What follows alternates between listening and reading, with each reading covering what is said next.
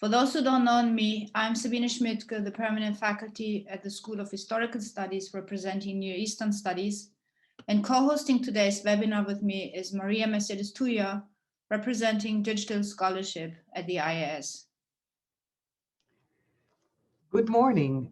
We are glad you could join us and hope you're as excited as we are for learning of yet another example of how to enhance scholarship that comes to fruition when we incorporate and share two methodologies, once thought to be on opposing sides and never to be together, the historical scholarship research and the computer sciences methods. By opening our minds to the results of sharing old and new methodologies, we're opening doors for now and for the generations to come, no matter where you or they are or will be. And now it's a great pleasure for me to introduce our four speakers. First, Sarah Savant, professor at the Asäkir University in London. Sarah is a cultural historian specializing in the Middle East and Iran from around 600 to 1100. And she's the author of The New Muslims of Post-Conquest Iran, Tradition, Memory, and Conversion that was published in 2013 by Cambridge University Press, and which won the Saidi Siljani Book Award given by the International Society for Iranian Studies on behalf of the Persian Heritage Foundation. Sarah's other publications include books, articles, and edited volumes dealing with ethnic identity, culture, memory, genealogy, and history writings. Lorenz Nigst holds a PhD in Arabic studies from the University of Vienna in Austria, and his main research interest concerns Islamic sainthood, ascetic, and hagiographical text. At KITAB, he is responsible for the management of the KITAB corpus and the project's OCR pipeline.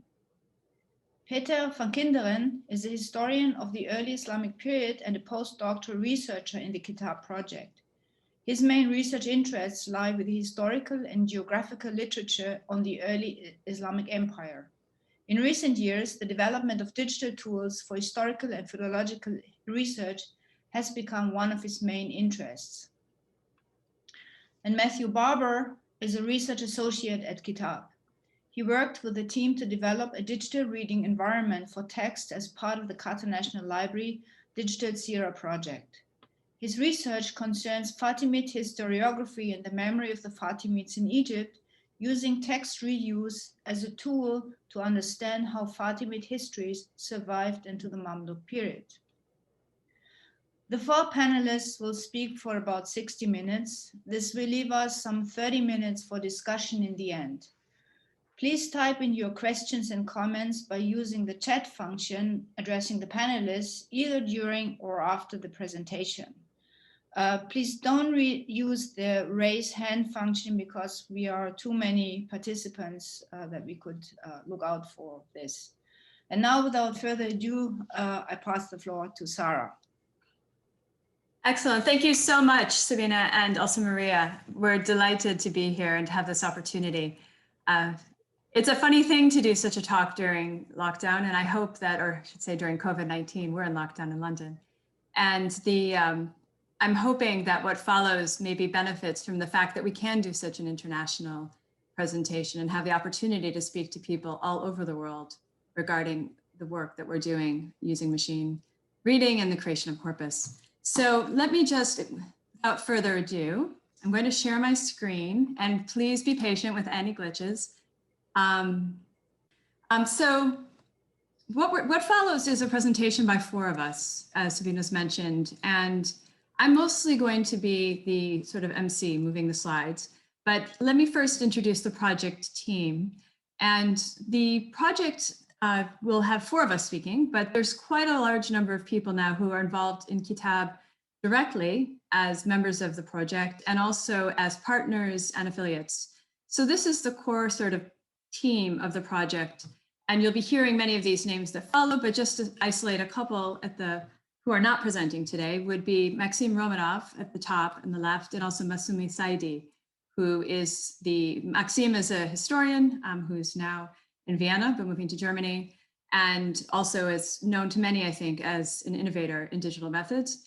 and Masumi Saidi, who's in Leipzig but works directly for the project 100% and is a computer scientist. We also have other partners that will be mentioned in what follows, but so I will move on, I think, for now. What is KITAB? The acronym stands for Knowledge, Information Technology, and the Arabic Book. And it is the term that we use to refer to the project that's focused on developing methods. And our first interest that has motivated us is the transmission of Arabic texts from the 7th or 8th centuries up to the 15th. We are very excited by the opportunities to now see how texts were copied and recopied over time using new digital methods that we will talk about in what follows. And we also want to link this copying to what we can tell from the citation practices of authors. This is quite complex sometimes, and it involves disambiguating complex names. And often it's not that authors don't tell us who they're citing, they tell us too much. And trying to understand the citations in the wider context of the book and also in the tradition at whole is part of our mission. Ultimately, we believe that by seeing how texts moved across time and between people and groups, we can get a better understanding of the circulation of ideas and the formation of shared memories. And that's really the focus of the European Research Council grant that we are working on now. We've also received funding from the Aga Khan University, the Mellon Foundation, and the Qatar National Library. If I were to create sort of a general discussion of what we're organized around, I would say there's three phases. The first phase, which Lorenz will tackle, deals with corpus creation and curation. So what it is that we convert to create our machine readable files and the processes, etc. Secondly, there's a software element where we're developing methods such as text reuse detection, which Peter will discuss, and also work on isnads, named entity recognition, and natural language processing, which Mathew will discuss. And all of this can feed into ultimately what we hope to be a very public digital reading environment. And we're very in the beginning stages of that, but have been working on different versions of a prototype, which we'll discuss very briefly, but can discuss more in the question and answer period. So let me first then turn to Lorenz, and your turn, Lorenz. Thank you. So as has been briefly outlined by Sarah, the main goal of KITAB is to advance computer-aided research into the history of the pre-modern Arabic written tradition. And my colleagues will present a few examples of this in a moment. Now, such research is impossible without a reliable corpus of machine-readable texts. And this is precisely what drives the development of the OpenITI/KITAB corpus of Islamic texts.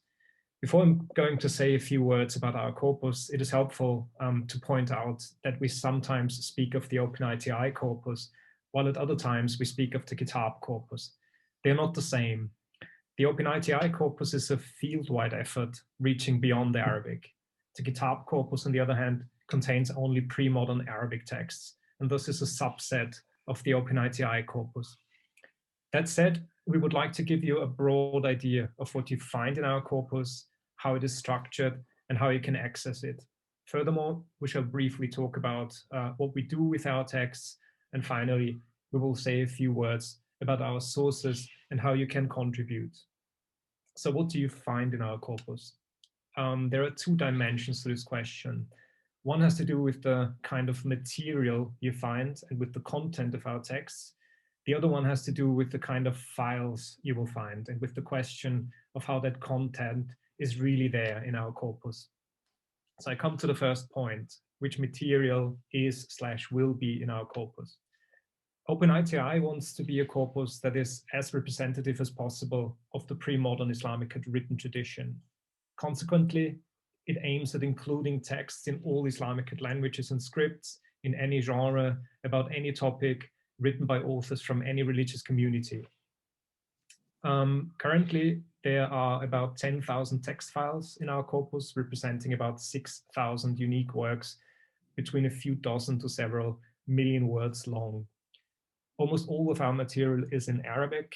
That is not only because the members of the KITAB project, who are currently the main contributors to OpenITI, are focused on the Arabic tradition, but also because other Islamic languages are less blessed with existing digital text corpora. Speaking in terms of chronology, the KITAB corpus contains works written mainly between 700 and 1500 CE, which reflects our interest in the pre-modern Arabic written tradition. Now, while this chronological window was determined by us and is entirely wanted, other aspects are more difficult to control, and not all kind of material is equally well represented in our corpus. To give a few examples, at the moment, the bulk of our Arabic material belongs to the Sunni tradition. Second comes the Imami tradition, and this is because the digitization of Arabic texts has been largely driven by the largest Islamic religious communities. Consequently, if we want to be as representative as possible, we continuously have to broaden the scope of languages, scripts, religious communities, and genres represented in OpenITI and achieve an overall better balance of the corpus. For example, we are actively searching for texts that were produced by Ibadi, Zaidi, Druze, Christian, or Jewish communities. It is also worthwhile emphasizing that currently most of our texts are based on print editions, but this will change in the future, and material based on manuscript sources will start to pour in. Similarly, our corpus will contain more documents, such as administrative documents, while it currently contains only narrative texts. I come to the second point. How is all of this material like really there in our corpus? That is, what kind of files are in our corpus? It has been said, the kind of computer-aided research KITAB tries to advance requires a reliable corpus of machine-readable texts. It is important to understand that machine readability actually has two dimensions, and that our corpus is laid out to be fully machine readable with regard to both of them. On the one hand, our corpus is machine readable in the sense that all our texts are in plain text format with lightweight markup that is easy to use in computational analysis. On the other hand, our corpus also seeks to provide machine readable metadata, which we store in YAML files. So whatever is there in our corpus, it is there in the form of machine-readable text files and in the form of machine-readable metadata files, both of which can be opened, read, and passed by computers without any special software and with a minimum of instructions, like YAML headers or markdown tags. At the same time, however, we have chosen a format for our text and metadata files that ensures that not only computers, but also humans can open any file, read and understand it. That is, our corpus is laid out in a way that all of our files are both human and machine readable. So how do we organize all of this? So how is our corpus structured? The central organizational element in this context is the URI, or unique resource identifier, which names a given file in such a way it cannot get confused with any other file in our corpus. Let us take a look at a concrete example, which is a particular version of Al-Wahhabi's Tarikh al-Islam. If you access our corpus, you will find this URI. If you want to, this is the full name of our text file. And as you can see, it actually has three central components. There is an ID for the author, consisting of the Hijri year of death and the name. There is an ID for the book, consisting of a shortened version of the title. And there is an ID for the concrete version of the work, which the text file contains. This version ID consists of an abbreviation of the source collection from which we got the file, and the ID of the book in that collection. This version ID alone would be enough to identify the file, as it is unique. However, we decided to make our URIs not only machine readable, but also human readable. This is why we store minimal and human readable author and title information in them, marked in red here. Now, analytically speaking, each of these three components of our URIs correspond to a different category of metadata, which is stored in a separate metadata file. That is, each author in our corpus has a separate metadata file, each book has a separate metadata file, and each version of a book has a separate metadata file. Thus, if you consult our corpus, you will find machine-readable plain text files that contain the actual text, but not a single one of these files, these text files, will ever walk alone, so to say. it will always be accompanied by the different and likewise machine-readable metadata files we've just examined. As a concrete example, let us look at Abu Hayyan al-Tawhidi's Akhlaq al-Wazirain as it is organized on our GitHub page. If you enter the author folder for al-Tawhidi, there are folders for all works he has written and an author YAML file for him. So the author YAML file looks like this. If you click on the folders for the works, each of them contains a general book YAML file for the work in question, which looks like this. And then, of course, all the plain text files that contain the versions of the work in question. Each of these plain text files has its own metadata file. You can access and download all of these files either through our GitHub site, which we have just shown to you, or through our KITAB metadata search app, which is strongly recommended as it allows filtering.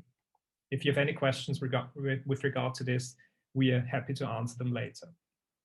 Now, what are we doing with the files in our corpus?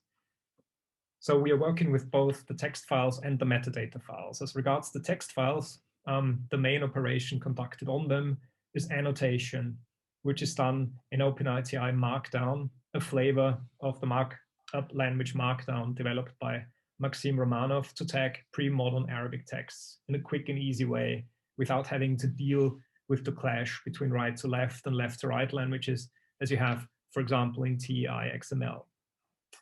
At the most basic level, we are tagging structural elements of our texts, such as paragraphs and section headers of different hierarchical levels. Additionally, other elements in the text can be tagged, such as biographies, toponyms, according to the needs and interest of the individual researchers. In light of this annotation activity, we distinguish between several categories of texts, depending on whether they have been annotated by a human annotator or not. So this can be most clearly seen in the extensions, next slide, the one you had, of the text files, and in the search app mentioned before, where the texts are categorized as not yet annotated, while others are in progress, annotated, or annotated and vetted. Needless to say, in the best of all worlds, all texts would be fully annotated and vetted. In real life, we must limit ourselves to annotating the specific categories of texts that are of particular interest to our own research, for example, historical works or biographical dictionaries. Similarly, in the best of all worlds, all author and book metadata files would be filled out fully, and we would have machine-readable and open metadata with regard to places of birth, death, and residence, including the geographical coordinates. We would have information regarding students, teachers, and so on. We would have structured metadata with regard to name components. We would know which works are related and so on. For a moment, close your eyes and imagine the power of such metadata and the kind of analysis it would enable. Again, due to limited resources, we cannot provide all of this. And most of our metadata files are filled in the context of specific sub-projects. For example, we currently are producing author metadata for works more than 1 million words long, so which Sarah will say something about that later. But that is precisely the idea behind OpenITI. It is a collaborative field-wide effort that encourages researchers to contribute new texts, improve the quality of existing ones, annotate them, provide metadata for them in the context of their own research endeavors. What I've said thus far implies that our corpus literally changes every single day. We not only keep adding new texts, but also texts are being annotated and metadata is being added, changes of which we keep track and which we store through GitHub. But what if you want to work with a stable version of our corpus and make statements based on the data that relates to that version? In order to allow this, we release an instance of our corpus twice a year via Zenodo. These releases are like a snapshot of the most advanced state of our corpus at a determined moment and will remain available indefinitely. If you cite a text from OpenITI, always cite its release number. So maybe a few words to where our text files come from. At the moment, by far the largest share of our text has been scraped from digital archives like Al-Maktaba Ash-Shamila. A second important source for text in our corpus are other research projects or partner projects, Many of these projects are producing digital editions of texts, mostly of highly specialized subcorpora. Third, individual team members and colleagues from the field occasionally contribute their own manuscript transcriptions. And fourth, our project makes use of optical character recognition, or OCR, tools to automatically transcribe texts. Unfortunately, this part of our pipeline is not yet working to the extent we would like it to, as the challenges of automatic layout analysis and the large variety of Arabic script typefaces are rather substantial. KITAB currently closely collaborates with the University of Maryland, Northeastern, and Harvard on OCR improvement, and OCR is improving enormously. It is likely that the relative weight of these different pipelines into our corpus will shift over time, especially owing to future improved OCR tools paired with the free online availability of thousands of digitized manuscripts. Hitherto untapped parts of the Arabic textual tradition will increasingly become accessible to computational analysis. It goes without saying that you are most welcome to contribute texts to our corpus. If you have manuscript transcriptions you would like to share, if your own research project produces digital texts, please do get in touch with us. KITAB is happy to offer text reuse data in exchange for such contributions. As a note, you can always find out about the source of our text files, as that piece of information is part of the version IDs of our files that has been described further above. So if you visit the, I think there should be a link here, exactly. So if you visit that link, you can find a list of the respective abbreviations we use in our URIs. And I think I should hand over to Peter at this point. Yes, I will talk to you about the text reuse detection in the project. As Sarah said before, the first focus of our research on the corpus has been on the detection of text reuse within it. Algorithms that detect text reuse can help us take a bird's eye view of this phenomenon and answer questions such as how books were written, how knowledge was transmitted, how the tradition developed, how new ways of citation caused changes in the size of books that were produced, how widely text traveled, etc.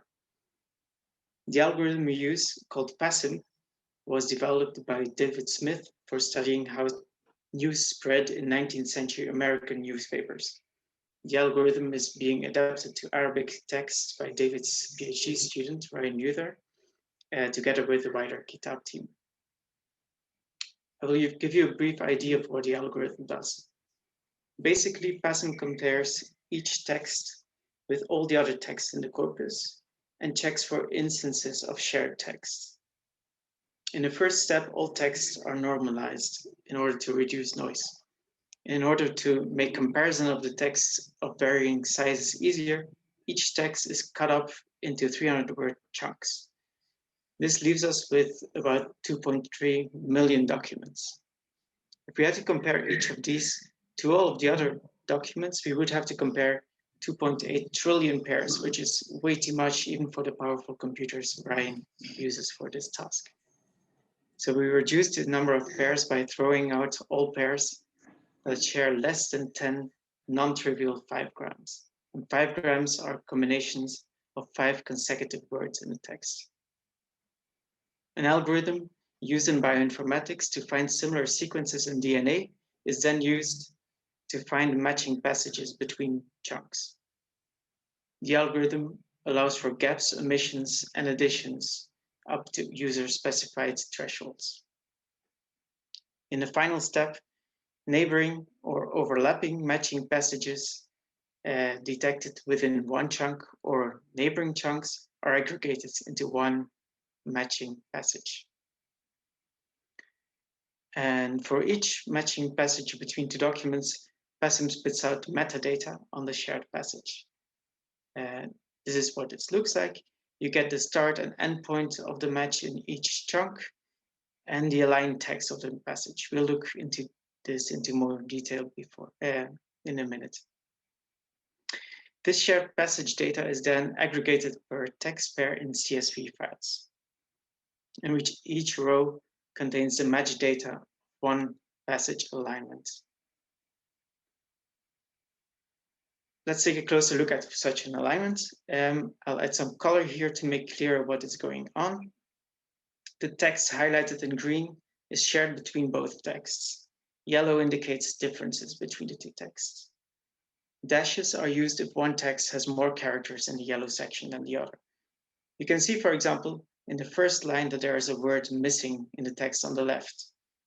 The next yellow section shows that text 1 uses a different epithet for God than text 2. Because it's shorter, the difference in length is marked with dashes again. This is a very good example of an alignment, or an example of a very good alignment, with a clear case for text reuse. This is not always the case, though. Sometimes a match can be the result of nothing more than names in two entirely different chains of transmission matching. For example, in this alignment from Tabari's Tarikh and his Tafsir, we have two different ahadith in which the isnads match more or less, but with a very different matan. So what can we do with this data? We can do many exciting forms of macro and micro analysis. I listed a few here, but yeah, the possibilities are legion, in fact. We'll give you just a couple of examples in the next part of this presentation. For macro analysis, we use statistical methods on the metadata generated by the passim algorithm. To that end, we import the metadata into Power BI, which is a program for data visualization and analytics. This allows you to filter the data and visualize it in a variety of ways. For example, we can try to get an overview of how widespread text reuse is in the corpus. This graph can give you an idea. On the x-axis, on the bottom, is the number of records of matching passages for a text pair. On the left, the number of text pairs that have that number of matching passages. As you can see, there's an outlier on the right. One text that has 27,000 records in common with another one, which is in fact an abbreviation of the same text. You can also see there's only a handful of file pairs that have between 15,000 and 20,000 shared records. The vast majority have less than 10 records in common.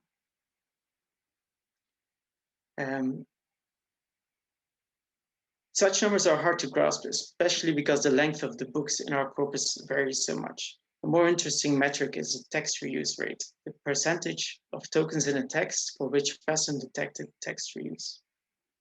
The average is about 60%. And for about 60% of our books, more than 50% of the tokens in the book were identified by passim as part of an alignment with another book. And 30% of our books even have a text reuse rate of more than 75%.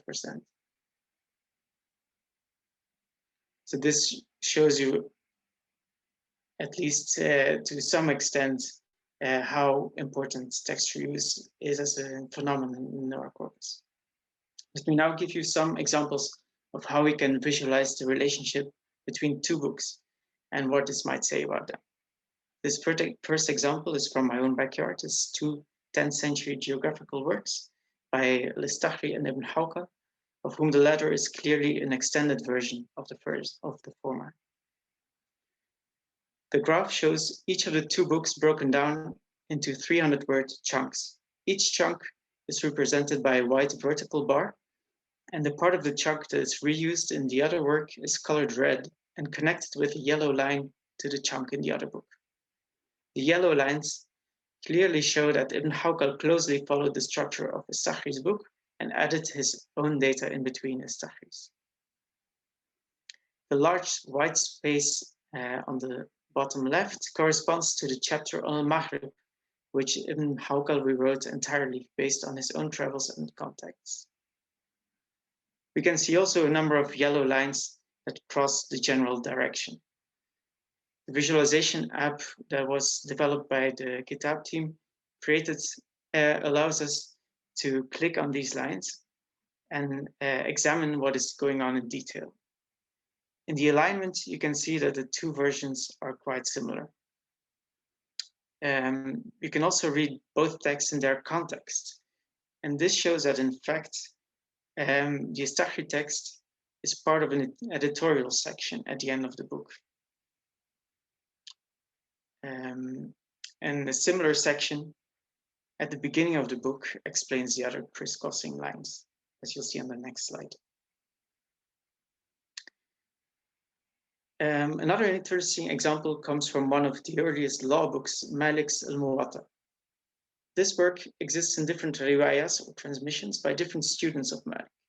The red lines show the very close relationship between both text versions, but the yellow connecting lines show that material was ordered in a radically different way in both text versions, raising interesting questions about what constituted the book at this early time.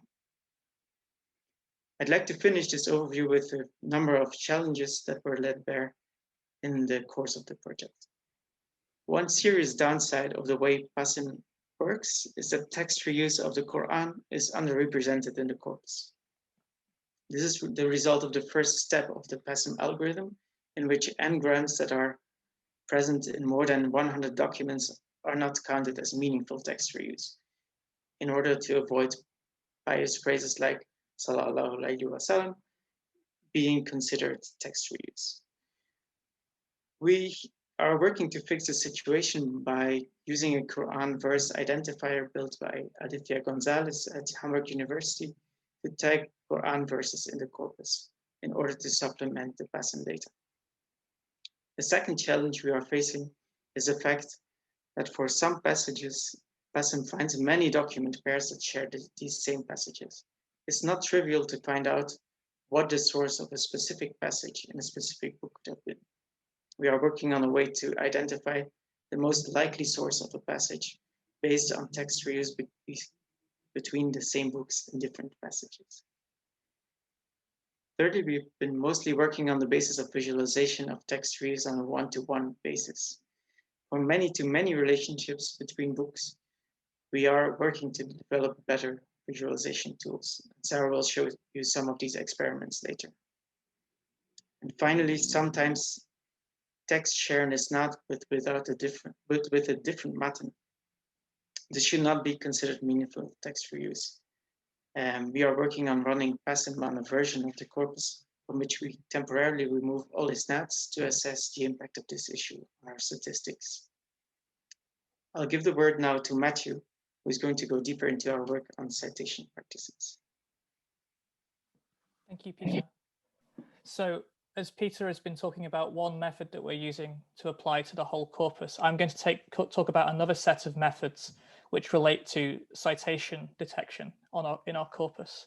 And I'm going to introduce two elements to this problem with citation detection. First is the detection of isnads automatically within our texts. And the second is the identification of individual names within those isnads. In the following slides, I'd like to focus heavily on process. Both of the approaches I'm about to describe rely on machine learning. And this means that a computer learns specific features that it associates with either isnads or names and uses this to identify isnads or names in text that it has not previously seen. To best use machine learning, it's essential to have a collaboration between computer scientists and field specialists. And you'll see this in my descriptions of processes that follow. As Peter has already noted, long chains of names such as those found in isnads can create problems for text reuse detection. And that's the primary reason why we began to pursue the automatic detection of isnads. So as Peter described, we can try and do a passim run that doesn't consider text with isnads, a text that's made up of, that make up isnads. However, there's lots of other meaningful analysis that we can do on citations within texts. And I've listed a few examples on this slide. In the discussion that follows, you will see in particular how the automatic detection of isnads can provide insight into the prominence of isnads in the corpus at large and see how this differs over time between genres, etc. Moreover, I will provide you with an example of how isnads can reveal something about how individual authors work, where they use isnads and where they do not use isnads. The long-term dream is, however, to convert isnads into a sequence of names and transform that sequence into a network of names. And this would rely on the detection of names, which I'll describe at the very end of my remarks. Finally, I'd just like to provide an example of the kind of another long-term goal for the detection of isnads. This is a screen grab from the Digital Arabic Reader, which we created in collaboration with the Qatar National Library. In this, we've highlighted passages that are quoted from Ibn Ishaq in grey, and you can also see on the far left side those grey lines in the visualization showing where Ibn Ishaq quotations are within the work. Now, to identify, we only have 3 texts in the reader at present, and to identify those names, we essentially relied on manual annotation. But imagine what we could do if we could automatically identify all isnads associated with Ibn Ishaq and tag them within texts. So how do we identify isnads at scale? As Lorenz has already indicated, the OpenITI corpus is huge and it's growing. And it's our goal to identify isnads within the whole of the corpus, not within specific groups of texts. Now, I should say here that we're not the first to think about the automatic detection of isnads or to pursue these questions using machine learning. As was shown recently by the excellent work showcased at the Hadith conference held by Islamic Digital Humanities Network last week, there's been significant advances in the detection of isnads and in individual transmitters within those isnads in Hadith texts. What makes our approach distinctive is that we're interested in identifying isnads across a broad range of works, not just Hadith texts. So we're interested in how isnads are present in histories, for example. As there is a lot of variety in isnads and transmitters across genres, this is a more difficult task for the computer, and it requires a larger and broader training set, as I will describe in a few moments. The team have worked on 2 approaches for identifying isnads at this scale. The first is more specific and focused on particular transmitters, and it's being developed by Kevin Jakes in collaboration with Ryan Muther for the identification of transmissive chains specifically associated with Ibn Ishaq. I'll take you through the process that they follow now. So first of all, the historian, in this case Jakes, creates a list of transmissive terms found in isnads and a list of names and their variations. So for example, the list would contain all of the different ways in which Ibn Ishaq is referred to in isnads and the variations used for names that transmit from Ibn Ishaq and the variations of names that transmit from him, and so on and so forth. Using those, Muther then creates a script that brings all of those variations together into a complex search, which essentially encompasses tens of thousands of combinations of potential isnads that we can then search the text for. We then search the entire corpus, and finally Jakes checks the output to see if any particular name variations have been missed or transmissive terms, or if isnads are being identified that are not associated with Ibn Ishaq or something like that. And so we update the list and we follow the process through until we're happy with the outputs. This method is great for specific cases where we've got a clear understanding of the transmission chain and we're perhaps looking back to one particular transmitter. However, it's not going to apply for multiple transmitters or for the whole corpus. For this, we need to take a machine learning approach, which I'm going to describe now.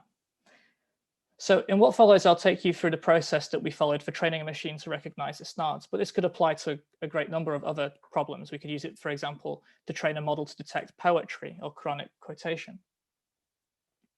First, we assemble a team of annotators. These annotators work on a broad range of texts, so again, not just Hadith texts, tagging relatively short 2,000-line sections of each text and identifying where isnads begin and where they end in those sections of the text. So as you can see on the screen grab on the right, we have a text with those tags inserted, ISB marking the beginning of a text and beginning of an isnad, and ISE marking the end of an isnad. Ryan Muther then used those tagged texts, which we collectively term the training data, to teach a computer to recognize what is distinctive about words that make up isnads and what is distinctive about words that are not found in isnads. In order to evaluate the performance of the model, we take away a small part of the training data and we don't train on that part of the data. We then ask the model to identify isnads in the excluded portion and see how well it did. And we do that for each portion of the training data so we can evaluate across the whole set how well the model performed. Now, there are many approaches that we could take to training a machine to recognize a particular feature, and we've taken a few. But on the next slide, I'm going to show you an example of how we train the model for the data I'm going to show you in a few slides' time. So here we have a table where we have the isnad and some surrounding context in the first and the third row, and the tag that the model associates with each word of the text in the second and fourth row. Using the training data, the model gives each word one of three associations. Either it is outside the isnad, so it's marked out, or it's at the start of an isnad and marks beg, or it's in the isnad, marked in. The machine learns the kinds of words that are found in each of these positions to develop a model about what kinds of words or combinations of words constitute isnads. Once the model has been trained, it can be used to identify the positions of isnads across the whole corpus. So it goes through each work in the corpus and says, is this word in this work in an isnad or outside an isnad? And then we can use this to calculate the percentage of each work that is made up of isnads and where those isnads are located. We also use this data to insert tags into some of the texts, which we can then use for further evaluation. Now the model has been applied to the whole corpus, we will evaluate its performance at the corpus level and at the individual text level. That is, do certain types or genres or types of text appear to be under or over tagged with isnads, or are certain parts of text under or over tagged with isnads. Using this, we'll identify more texts or parts of texts that we need to provide more training data for. We will retrain the model and the process will keep going round. So we could keep improving the model, providing more training data until we're happy with the outputs. We might even decide to train different models for different types of text. So we could say that we could create a history-based isnad model, a hadith-based isnad model, for example. The graph on the next slide shows the results of running the model on the whole corpus. Each dot represents one work in our corpus. The death date of the author is plotted on the x-axis and the proportion of the work that is isnads on the y-axis. The red line plots the median with interquartile range for all texts, and the blue line plots the median with interquartile range for just works of history. That's works of history as identified by Brock-Ullman's classification of texts. The graph is perhaps not all that surprising to us. It shows that isnads rose to dominance from the 1st to the 4th century before slowly declining. In history, the curve begins slightly later, and this probably indicates how the genre emerged slightly later than other texts that were already using isnads. The picture for individual works is also very exciting. We trained the isnad classifier on parts of at-Tabari's history. This graph shows the prominence of isnads across at-Tabari's work, marked by blue lines. So essentially, taller lines mean more longer isnads. We can see here, perhaps unsurprisingly, that at-Tabari uses a lot of isnads for the life of the Prophet and for some parts of pre-Islamic history. Meanwhile, he uses much fewer isnads for the later Umayyad period and for his history of the Abbasids. I should note a caveat, however, that we're only recording one type of citation here, the isnad. It does not tell us about where an author is citing books rather than a chain of transmitters, nor does it tell us about isnads that contain only one transmitter, because when we trained the model, we decided that we had to only use isnads of 2 transmitters or more, because otherwise they could be confused with quoted speech, for example. To identify those sorts of citation, we'd need other techniques, and these might rely on named entities recognition, which I'm going to talk to you about now. Of course, the isnad classifier only tells us where isnads are and how long they are. One of the long-term dreams is to identify individual transmitters within isnad chains. This would allow us to assess how much variety there is in citation chains within and between works, and even to draw networks of transmitters. This task is at the cutting edge of work both in computer science and the digital humanities. To identify names within isnads and compare them at this scale requires machine learning approaches of the kind I described through the isnads. The task of automatically identifying names within text is part of a field called named entities recognition. Models to recognize named entities have already been well developed for English and for modern standard Arabic. These modern trained models perform surprisingly well for classical Arabic texts. As a test, we ran the modern model against a set of isnads taken from Ibn Asäkir's Tariq Madinat Damascus, with names manually annotated by Sarah in collaboration with Masume. We tested the model against these names that we had manually identified, and found that 93% of the names identified by the model matched those manually annotated. So that's what computer scientists call precision. And we found that 97% of the names identified manually were identified correctly by the model. That's what computer scientists call recall.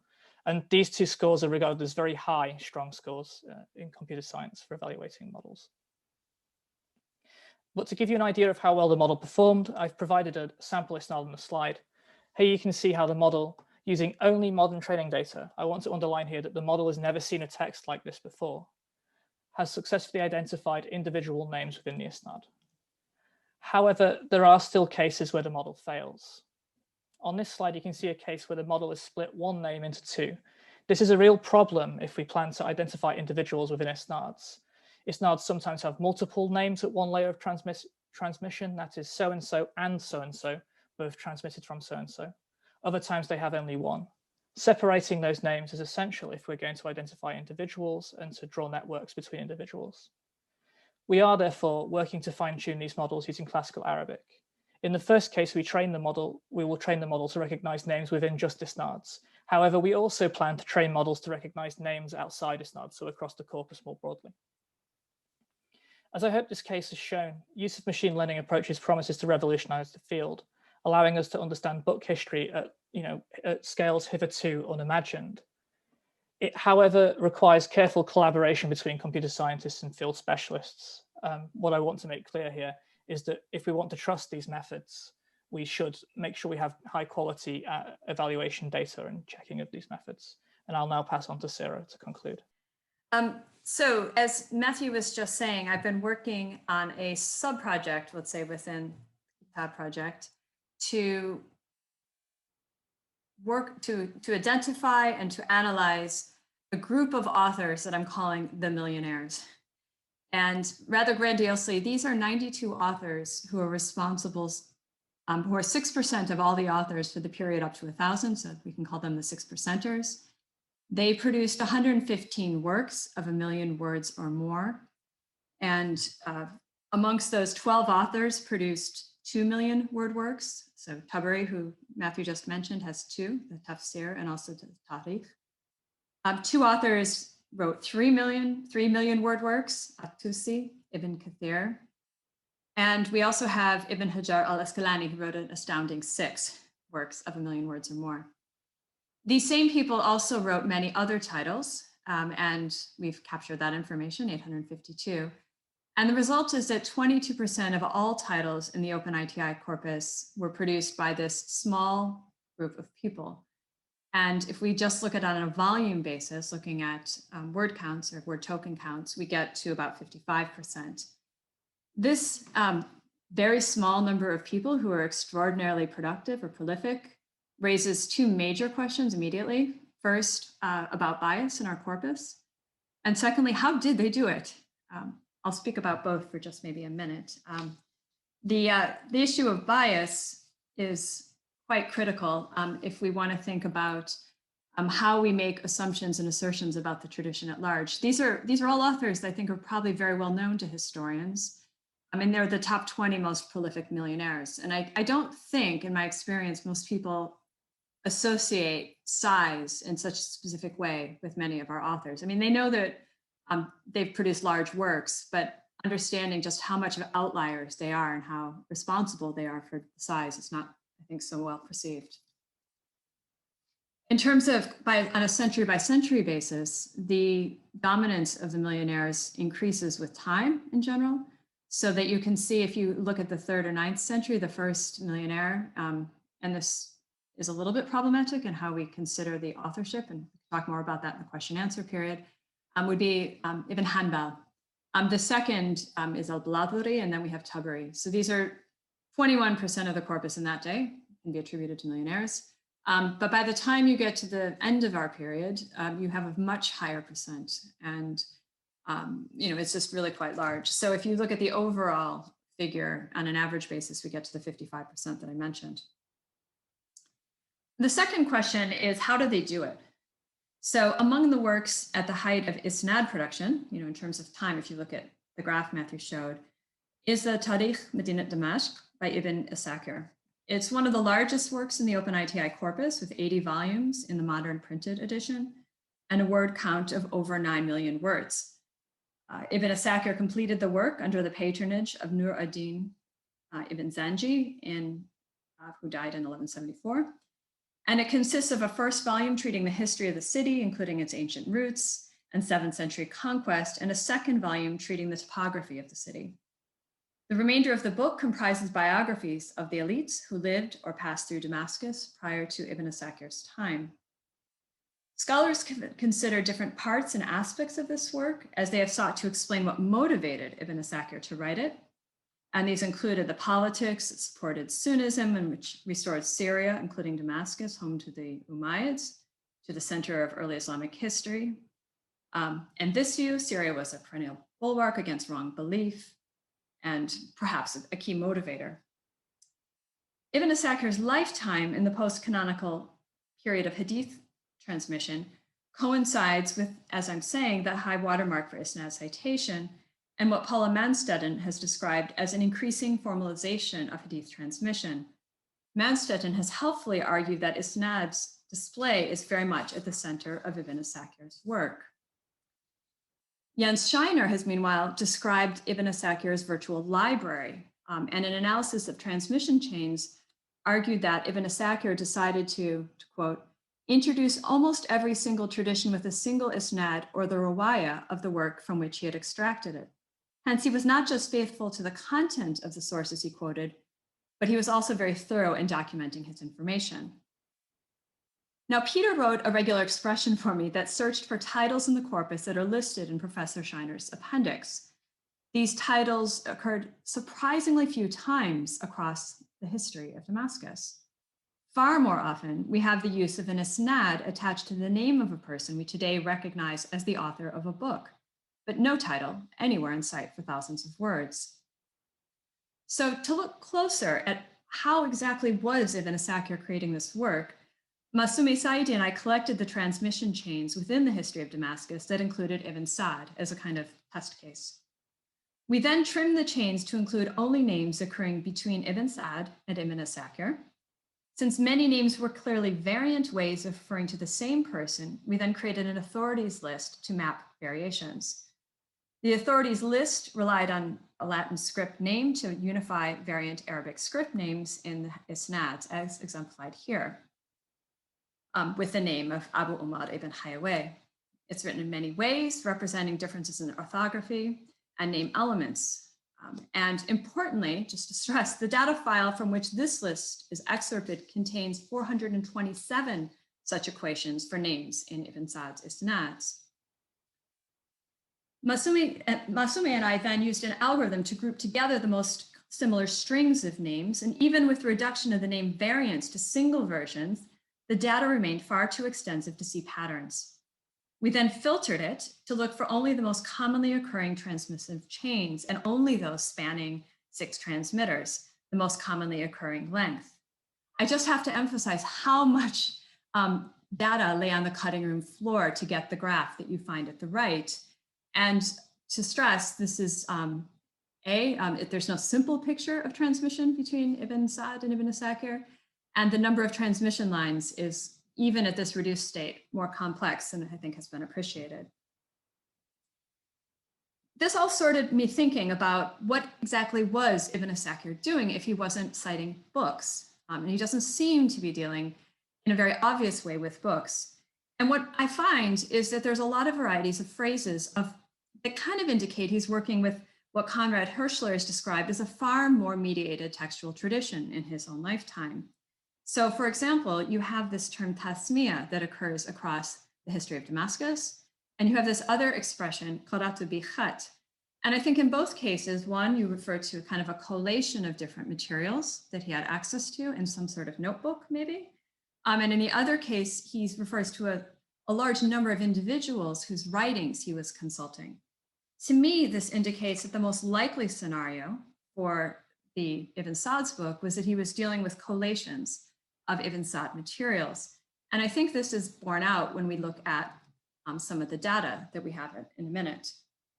In a larger scale, this is, I think, taught me at least to think that there's really different ways of citation going on in our books.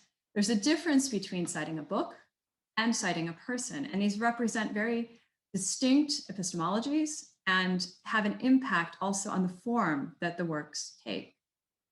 Importantly, text reuse data, so alignments that are clean, are not often easy to reconcile or to identify with isnads in works. And I think we need to understand this much better.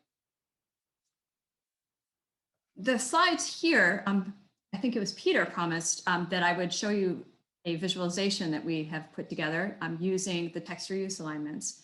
These were ingested into the Power BI software. Both of these images represent, let's call them apps themselves. And thousands of files were ingested into the Power BI software and then filtered to produce what you see here.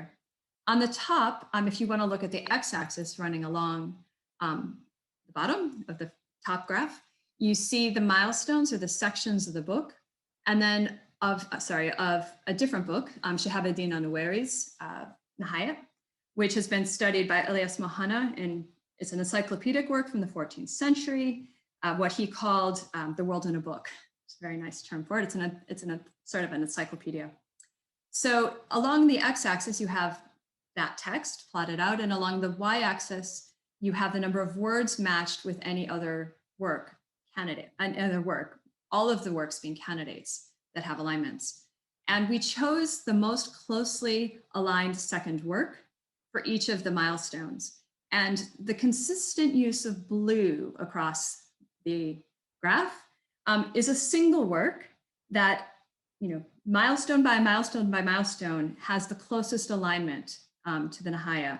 And perhaps not surprisingly, for those who are specialists in the period, this is Ibn al-Athir's Al-Kamil. And if you were to look more closely at this, you would see that there's a contest in a way between Tabari's Tarikh and the Kamil, but the Kamil wins. So the most likely source for this book, we can say, is the Kamil. Now, for these sections, sorry.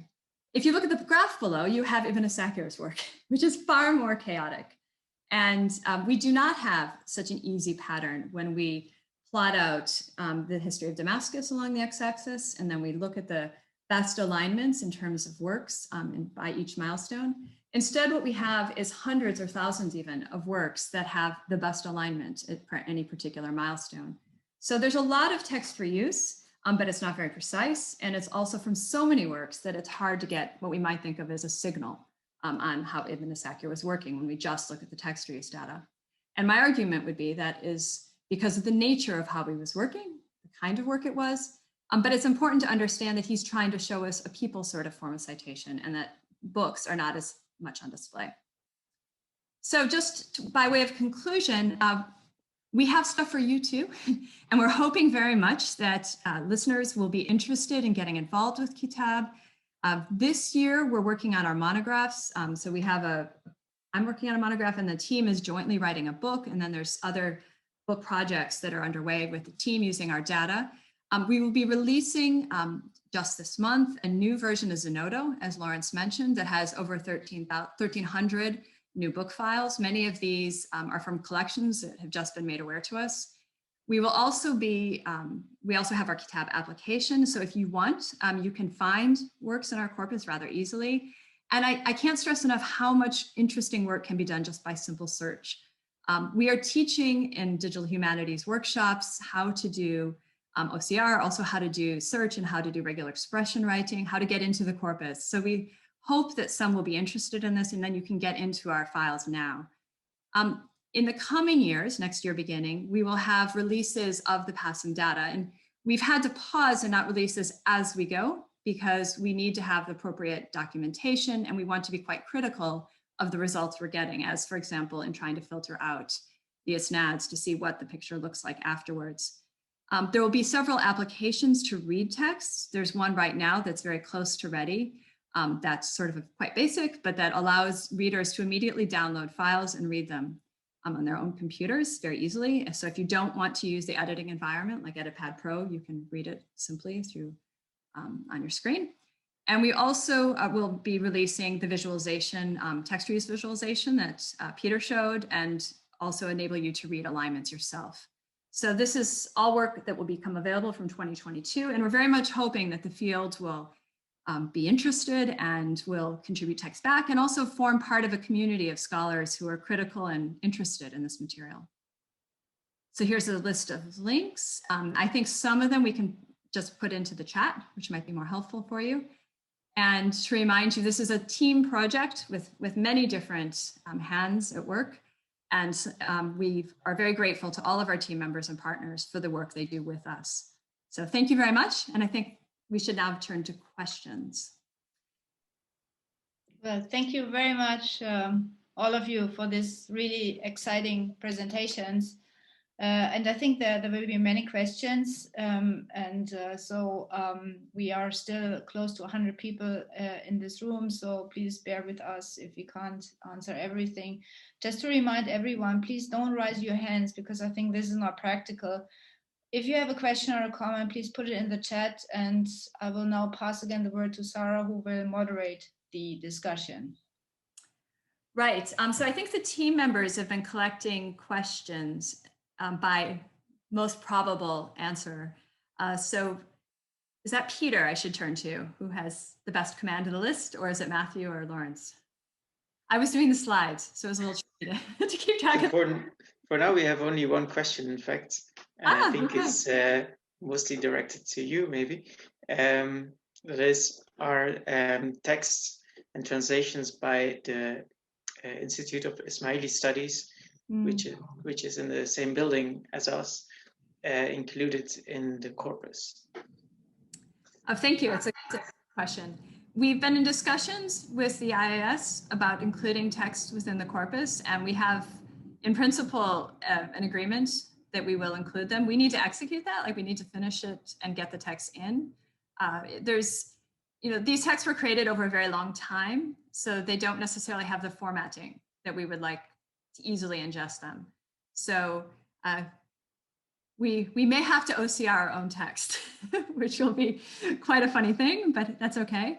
But we really very much, of course, do want the texts that are produced by the Institute for Ismaili Studies, our neighboring organization, to be included.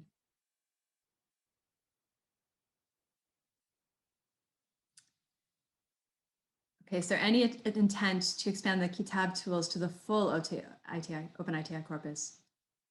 So are you speaking, okay, you can't answer that, can you? So if the question is asking about whether the methods we're developing will be applied to languages other than Arabic, by all means. And also, I should say that what we're focused on is materials up to 1500 or 1000, so not exactly the same. The project and all of the work it's involved in is very easily repurposed for particularly Islamicate languages, because the problems and challenges we've been addressing are common, to what others working in Persian or Ottoman Turkish, for example, or Urdu will be interested in.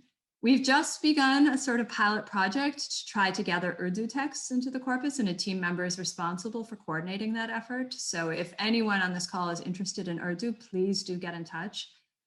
We also, with Matt Miller at the University of Maryland, of course, are very much involved in talking through the challenges of working with Persian as well as Arabic. So Peter and I are co-teaching a digital humanities course now with Matt, and that is sort of solidifying the common knowledge on the different projects. So please stay tuned. The work that we're doing in terms of training and how to use the corpus will be released online so that people can take mini tutorials, how to use GitHub, these kinds of questions that as historians, we don't begin knowing these answers. How do you gain access to the texts themselves, and how do we understand these things? So if you forgot anything from this presentation, it will be no doubt captured in those tutorials in the years to come. Search. Peter, do you want to talk about search? It's a great question. One of the hardest questions for Arabic. So the question is, are there plans for a web interface to search texts? Yes, there are plans, and we have been working on this. It's not immediately been the first priority of the project, because we're mostly working on looking into text at scale, not into specific text, but it's definitely something you are developing, but it's not something that's going to happen in the next couple of months or so, because it's, in order to make it fast, we need to use a database type system that indexes all the text. And we can use many different types of systems which we are experimenting with. But yeah, this runs a little bit counter to our approach of keeping everything open, human, and computer readable. I mean, there are approaches that would allow it, like Elasticsearch, but these have then other downsides. So we're trying to build a system that is at the same time fast and can do the types of searches for Arabic that are very important. Like, for example, searching for a word with a specific suffix and prefix, root searches, these kind of things. But yes, we're working on it. If I can add just what you said, Peter, yeah, the issues are very well explained there. The other point is that for users now, the markdown annotation, which has been done on 850 of the texts, enables you to navigate rather well within the text, at least, so that if you do simple searches with an EditPad Pro, which is free and easy to download, and then you can use the text directly through it, you can find quite a lot and you can navigate your way through the text. And for large works, that's particularly important. The other point is that you can MacGyver the solution a bit with EditPad Pro. So you can put the text that you want as a batch into a folder and you can then search across them. And that works rather well. So you wouldn't want to do it for a million texts, but you can do it, for subsets. And that's what I'm doing, for example, with the millionaires, to try to figure out some of these transmission terms. Search is really critical though. And one of the things that we'll be publishing when we publish data is our list of search terms, because search is sort of treated, and there's been good scholarship on this in digital humanities, as if it's, fell off the truck, that there's no method to search and there's no problems with search. But we know there's enormous problems with search. And these are true in fields that have ethical dimensions, in terms of representation of groups, but they're also true in research. So we need to be quite mindful of the methods that lie behind search and how we design search particularly. So that's one of the kind of questions we have as a team very often. I'm going to turn to the question of manuscripts, which is a great question. That's the golden, or the holy grail, I think, of digital humanities. And there's two different projects that we're involved with now that are interested in handwritten documents, manuscripts, and getting them through an OCR pipeline. We should mention eScriptorium as the portal that we're working with now, as many are working with, which is fantastic. As many people who work with the same platforms, the better, because then we contribute and share resources. There's no need to reinvent anything. So we're working with eScriptorium on a Mellon grant with the University of Maryland and Sharia Source at Harvard. Lorenz sits and very much represents the project in that way. And that uses its own kind of OCR engine and technology. And we've begun to try to feed manuscript pages through it. There's also another project that's newer to us that we've just begun working with that uses a different method. And that will be, and uses batches and kind of scaled OCR to try to learn. The main obstacle is training data.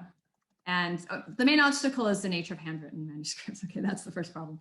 But the main thing we need is training data. And so as more projects release training data that can be used to train models to recognize different handwriting, that will be helpful. A kind of subbar is how interesting that some of the Braille printed works from the 19th century proved very difficult. And in fact, some manuscripts might be easier to OCR than those print works. So it's not, all or nothing. I expect some of the manuscripts will be rather straightforward. Let's hope many, and that we can get. We would like to have every witness separately. We'd like to have versions, let's say, and files and organisms. The OpenITI is set up to receive that and to work with that. But that it is. I always say 10 years. I don't know if that's optimistic, but I do think at some point we'll have, because so much has been digitized, we'll have enormous quantities of OCR'd handwritten documents and manuscripts. Even if, let me just stress, David's work on newspapers used very badly OCR'd newspapers and was still able to produce really interesting results through aligning them. You don't have to have perfection, and perfection definitely is the enemy of good, in some of these fields. So if we can get handwritten documents and manuscripts to something, I don't know, in the 80 percentile, it would be brilliant, for some number of them. Okay. Other questions? Anyone who's been chatting less? Yes, sharing OCR models, absolutely. It's part of the terms of the grant, so that's no problem. I can't tell you exactly when. That's the computer science side, but by all means.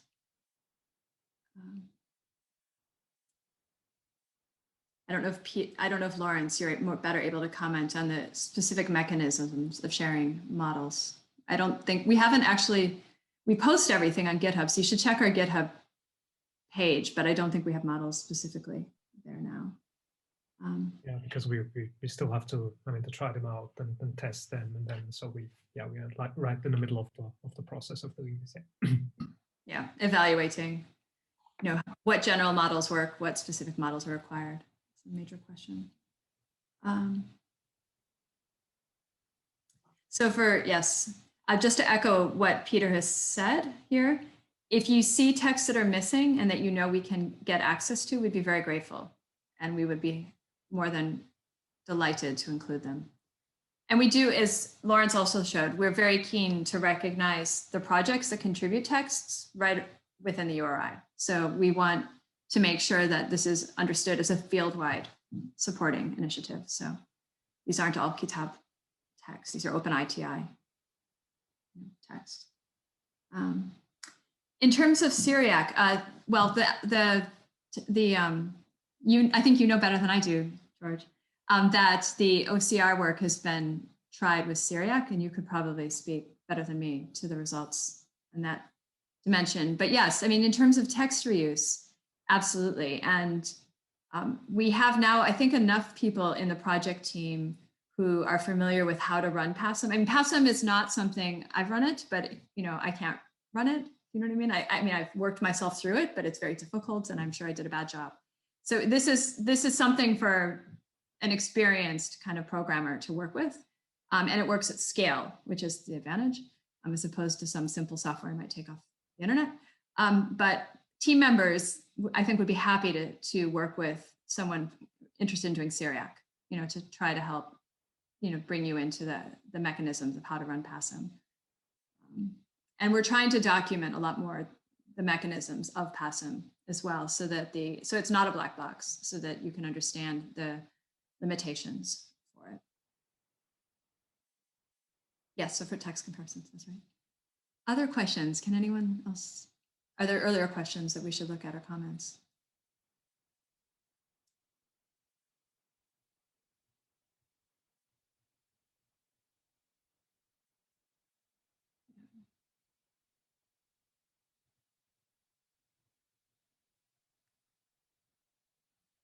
Okay, I don't see any other questions. Am I missing something?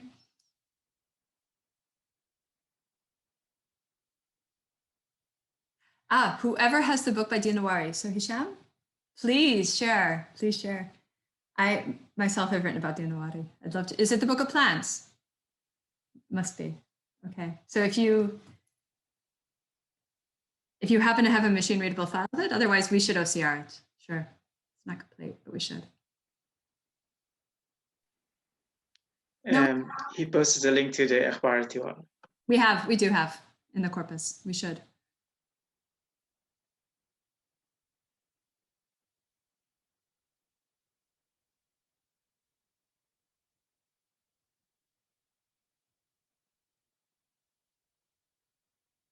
That's an excellent question from Raymond. I'm happy to answer it unless somebody else in the project would like to.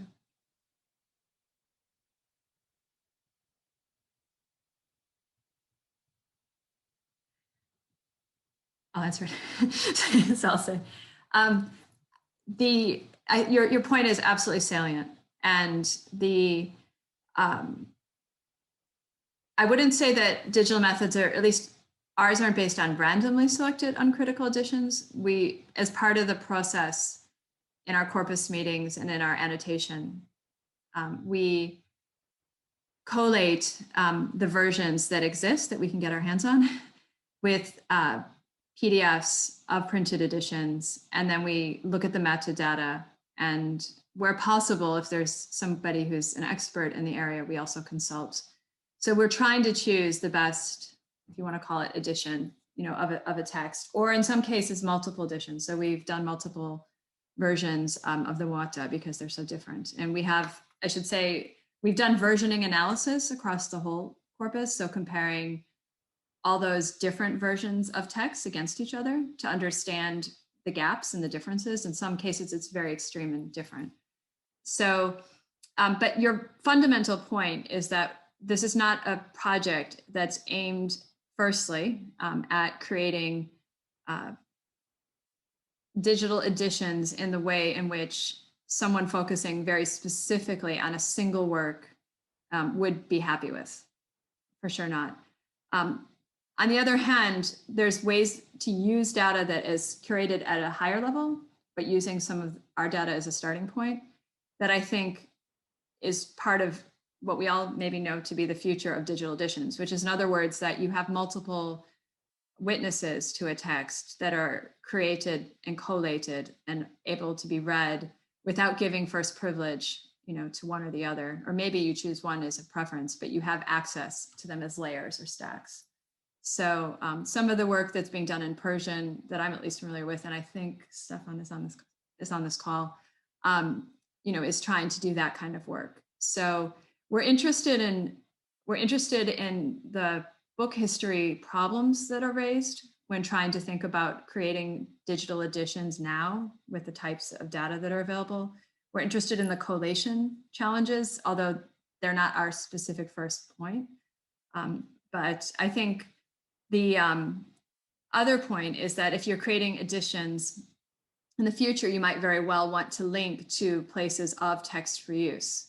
So in which you have not just the text at hand, but also can see the ways in which it was received afterwards, or it was perhaps built in earlier times. And our kind of data facilitates that, I think. So that sort of paratextual kind of analysis is more possible now in the digital age. So that's true with the passim data, but it's also true with other algorithms. So we've discussed TF-IDF as another mechanism for facilitating that and creating those kinds of data sets that could be used for editions. Can I jump in there, Sarah? Yes. It's also related to a question that Sabine asked. Can you currently integrate the critical apparatus? We don't do that for the moment. In fact, we strip that of our text, even if it's there, which is kind of problematic. But in a way, I think the ideal for our corpus would be to have no critical editions in them, but only transcription of manuscripts. Because the problem with critical editions is that it becomes really difficult to compare the manuscript tradition they are based on in a way that's that can be done with an algorithm. So we hope that by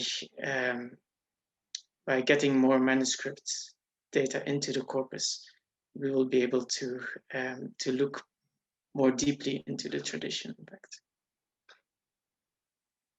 That's right. There's issues of copyright that we need to respect. So that's the critical apparatus is we remove for copyright purposes. For the avoidance of doubt, whether or not there's a copyright legal framework for the text. There's in fact another question about copyright. Maybe you can also answer that, Sarah. The question is, how is the issue of copyright of books published on Shamla, etc. discussed? Do you think it's unproblematic to reuse them via KITAB? We have these conversations a lot. And in fact, I think it was Sabine, you hosted a seminar a few years ago that invited someone to speak about copyright issues, and they're complicated. And we need to, when there's different, just to be very simple about it, there's different copyright legal requirements in Europe and the Middle East and different Middle Eastern countries and the US. And we endeavor to follow, and to respect the intellectual property that is represented by works that have had, the critical apparatus, indices, etc. So that's the first point. From our understanding, the quote text itself is being transformed and made available through these processes. But we also have sort of a takedown policy that were we to be reached, and asked to remove the text, we would. So there's other probably copyright issues that are in addition to that, but I think that's the quickest answer. Sabine, do you have something more you would say on that point? We don't show images. I think that's really critical. We don't have images, and that would be a real sticking point, I think, if we were to put images up the texts. Well, I don't really have. María, I'm sorry. It was María who convened the event. Terribly, I'm really sorry. Yes. It came at a very good time for us, so it struck me very helpful. From what I understand, I mean, it was Kyle Courtney, right? Which was fantastic, and I think there is not much of a problem in terms of copyright because you're reusing the text in a very different manner. Mm-hmm. And we are talking about pre-modern text. Mm-hmm. So I think, but again, I mean, there seems also to be a difference between American copyright law and European copyright law. So it's mm-hmm. It's not easy. It's something certainly to keep in mind. Yeah, definitely. Absolutely. And for the Mellon grant, for example, we had to file a copyright kind of ethics section. And so we consulted the legal sources with the Sharia Source project. So Intisar Rob put us in contact with a lawyer who was able to give us advice. So we're trying our very best to abide by copyright. And sometimes it's really obvious and sometimes it's not. But we are trying our best. Good. Answer questions. I think there's a question about isnads that I would be happy to address. Fantastic. So it's a really great question. The question is about how you detect names within isnads if they're referring to al-qab or similar sort of uncommon names, uncommon parts of names that you wouldn't associate with a particular person. And that's a problem that we're really seeking to solve actually as part of our project on isnads. So I only really pointed you to the first stage of a longer process that we're working with the isnads. So first is to detect the isnads, and then second is to identify names within the isnad, whether those names are identifiable or not. The next stage is then to collate those transmissive chains and look at corresponding positions and other signals that we can use from context to potentially identify names. I'm not going to promise that we could identify every single ambiguous name in an isnad, but using computational techniques, I think it would actually be possible to start narrowing down what individuals might be some of these ambiguous names. I don't know if Sarah wants to go any further on this because she's been working closely with Asäkir on similar questions as well. A little bit, yes. No, you've got it. So the issue of also contextual information around isnads, and as far as I understand, and I'm not a computer scientist, obviously, the wording around the names and the patterns of what words are embedded around particular names also figures into the algorithm. So it's the sequence and the larger pattern that we just can't see as human beings that the computer tries to catch or the algorithm tries to catch. But it's also those word embeddings that are critical to trying to propose that this uncommon use of a name, a version of a person's name, is actually the same person. So I would say that my own feeling is that this is just as we did with Ibn Sa'd. A lot of this is not going to be about finding and identifying in the immediate period the really obscure people. It's about trying to get the broader patterns that we can actually find once we have some rather straightforward data that we can build up. So there's quite a lot of low-hanging fruit with regards to these methods. And we should probably try to solve the easier problems before we try and solve the hard ones. And really rare names would probably be in that latter category. So if you're just trying to understand book history, you can learn, I think, quite a lot by noticing the pattern of whether people are citing books or citing people. You know, it sounds like we kind of make assumptions about what either means, and then we can discuss and debate, because that's another question. But at least to note what the data has, you know, in terms of citation. And citing people, how are they doing so in some select number of very well-known people is something we can do now. Interesting. We have one more question before we need to close.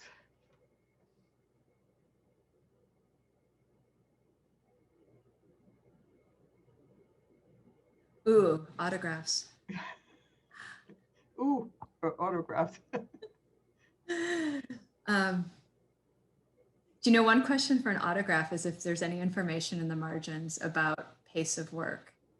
I think that's a really interesting question that I don't think has been answered very well. You know, what is the rate at which somebody worked in the 12th, 13th, 14th century? Yes, I mean, if we had both in versions, we'd be very interested to compare, you know, to put them side by side and to align them and to see the differences between an autograph and a non-autograph. But it goes a little bit to the critical addition question. That's not a simple running of passim. That's a different algorithm to align and to then read. And that's best done by a specialist who knows the text like you. So if you're interested in doing that and us helping you to think through the process of getting the text ready to do that, we'd be very happy, you know, to do that. And I personally am really interested to see what you're seeing.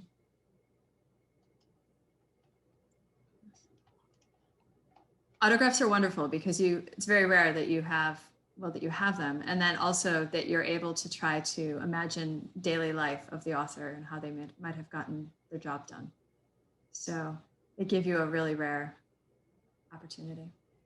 Okay, I know it's really hard to have to cut short or just simply close this interesting conversation. And I would like to thank all of you, Sarah, Peter, Lorenz, and Mathew, for such an interesting talk and eye-opening on your findings and your project. And I hope that down the road we can do another follow-up on how this has progressed, because I'm sure it's going to be progressing.